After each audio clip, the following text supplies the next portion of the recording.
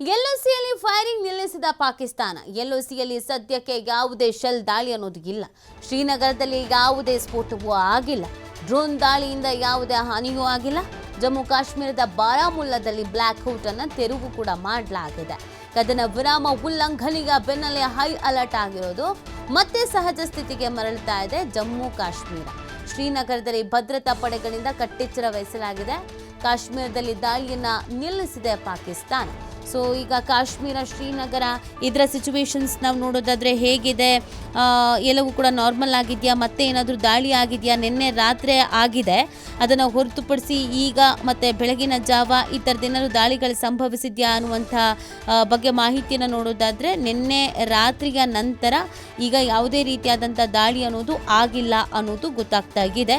ಎಲ್ಲವೂ ಕೂಡ ಸಹಜ ಸ್ಥಿತಿಯತ್ತ ಬರ್ತಾ ಇದೆ. ಶ್ರೀನಗರ ಮತ್ತು ಜಮ್ಮು ಕಾಶ್ಮೀರದ ಸುತ್ತಮುತ್ತ ಭಾಗದಲ್ಲಿ ಈಗ ಬ್ಲ್ಯಾಕ್ಔಟ್ ಅಂತ ಏನಿತ್ತು ಅದನ್ನು ತೆರವು ಮಾಡಲಾಗಿದೆ ಅನ್ನೋದ್ರ ಬಗ್ಗೆ ಕೂಡ ಮಾಹಿತಿ ಸಿಗ್ತಾ ಇರೋದು. ಆದರೂ ಸಹ ಯಾವುದೇ ಸಂದರ್ಭದಲ್ಲಿ ಯಾವುದೇ ರೀತಿಯಾದಂಥ ಪರಿಸ್ಥಿತಿ ಎದುರಾಗಬಹುದು. ಆ ಕಾರಣಕ್ಕಾಗಿ ತೀವ್ರ ಕಟ್ಟೆಚ್ಚರವನ್ನು ವಹಿಸಲಾಗಿದೆ.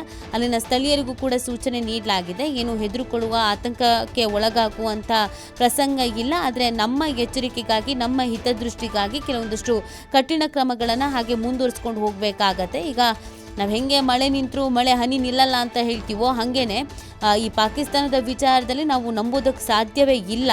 ಯಾವಾಗ ಏನು ನಿರ್ಧಾರ ತೆಗೆದುಕೊಳ್ಳುತ್ತೋ ಅದರ ಮನಸ್ಥಿತಿ ಹೇಗಿರುತ್ತೋ ಒಂದು ಕೂಡ ಅರಿವೇ ಇಲ್ಲ. ಸೊ ಹೀಗಿರ್ಬೇಕಾದ್ರೆ ರಿಸ್ಕ್ ತೆಗೆದುಕೊಳ್ಳೋದು ಬೇಡ.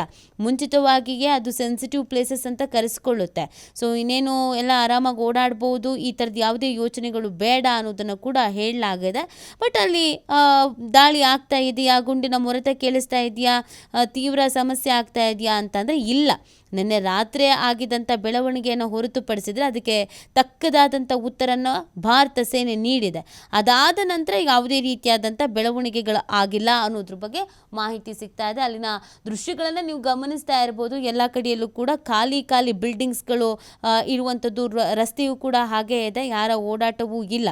ಈಗ ಓಡಾಡಬಹುದು ಅಂತ ಹೇಳಿದ್ರು ಕೂಡ ಒಮ್ಮೆಲೆ ಮನೆಯಿಂದ ಹೊರಗಡೆ ಬರೋದಕ್ಕೆ, ಓಡಾಡೋದಕ್ಕೆ ಎಂಥವ್ರಿಗಾದರೂ ಕೂಡ ಭಯ ಆಗೇ ಆಗತ್ತೆ. ಒಂದು ಆತಂಕದ ವಾತಾವರಣ ಅಂತೂ ಸಹಜವಾಗಿ ಇದ್ದೇ ಇದೆ. ಬಟ್ ದಾಳಿಯ ಅಪ್ಡೇಟ್ಗಳನ್ನು ನಾವು ನೋಡಿದಾಗ ಈಗ ಸದ್ಯಕ್ಕೆ ಯಾವುದೇ ರೀತಿಯಾದಂಥ ಅಟ್ಯಾಕ್ಸ್ಗಳು, ಗುಂಡಿನ ಸದ್ದಾಗಿರ್ಬೋದು, ಏಕಾಏಕಿಯಾಗಿ ದಾಳಿ ಮಾಡುವಂಥದ್ದು ಈ ಥರದ ಆಗ್ತಾ ಇಲ್ಲ ಅನ್ನುವಂಥದ್ದು ಗೊತ್ತಾಗ್ತಾ ಇದೆ.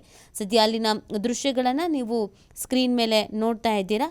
ಕೆಲವರು ಮನೆಯಿಂದ ಹೊರಗೆ ಬರ್ತಾ ಇದ್ದಾರೆ. ಇನ್ನು ಕೆಲವು ಕಡೆಯಲ್ಲಿ ಎಲ್ಲವೂ ಕೂಡ ಖಾಲಿ ಅಂತ ಅನ್ನಿಸ್ತಾ ಇದೆ. ಸದ್ಯದ ಸಿಚುವೇಶನ್ ಈ ರೀತಿಯಾಗಿದೆ.